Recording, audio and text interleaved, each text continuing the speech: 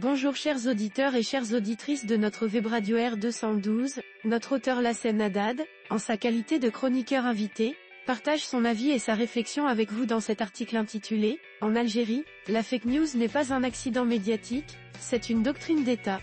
Le voici en podcast pour vous. Lassen Haddad ouvre son propos par ces mots percutants, posant d'emblée le ton de sa réflexion.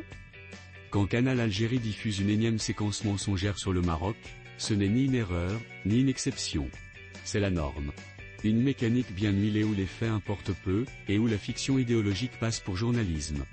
Dans ce pays qui se revendique héritier d'1,5 million de martyrs, on compte désormais 1,5 million de fake news.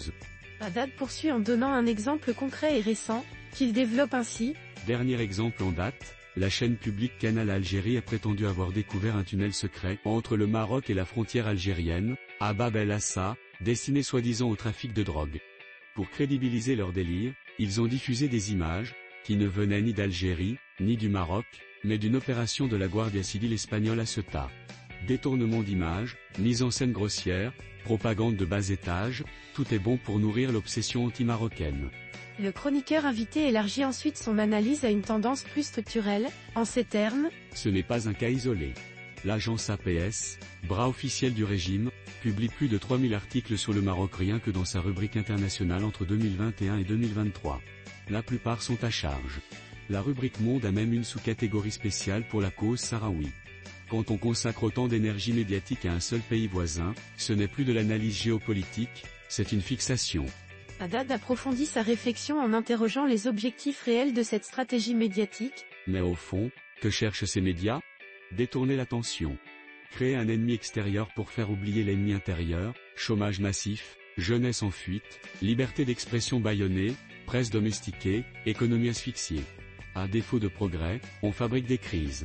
À défaut de politique étrangère cohérente, on construit des tunnels imaginaires. L'ancien ministre met alors en lumière le caractère systémique et délibéré de cette désinformation d'État. Ce qui choque, c'est la structure de tout cela. Les journalistes de la télévision publique et de @Absalgri ne sont pas indépendants. Ils exécutent une ligne dictée d'en haut. C'est un appareil, un instrument de guerre psychologique. On ne parle plus ici d'informations erronées. On parle de stratégie de manipulation. La télévision algérienne n'informe pas, elle fabrique.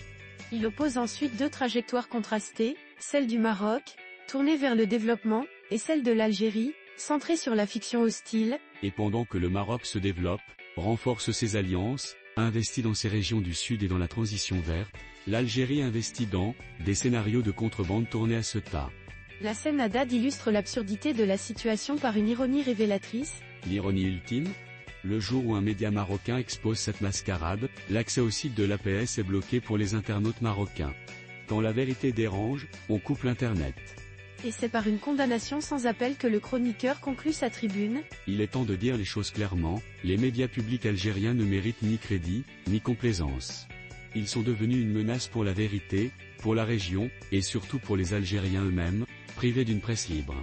Les professionnels du mensonge ne peuvent pas prétendre au titre de journaliste. Dans un monde où la transparence est une monnaie forte, l'Algérie est en faillite, et elle le crie sur toutes ses chaînes. Chers auditeurs de la web radio R212, merci d'avoir été à l'écoute de ce podcast et de partager avec nous ce moment d'échange et de découverte. Votre présence et votre fidélité sont notre plus belle récompense. On se dit à très bientôt, si vous le voulez bien. Avec toute notre gratitude, l'équipe de R212.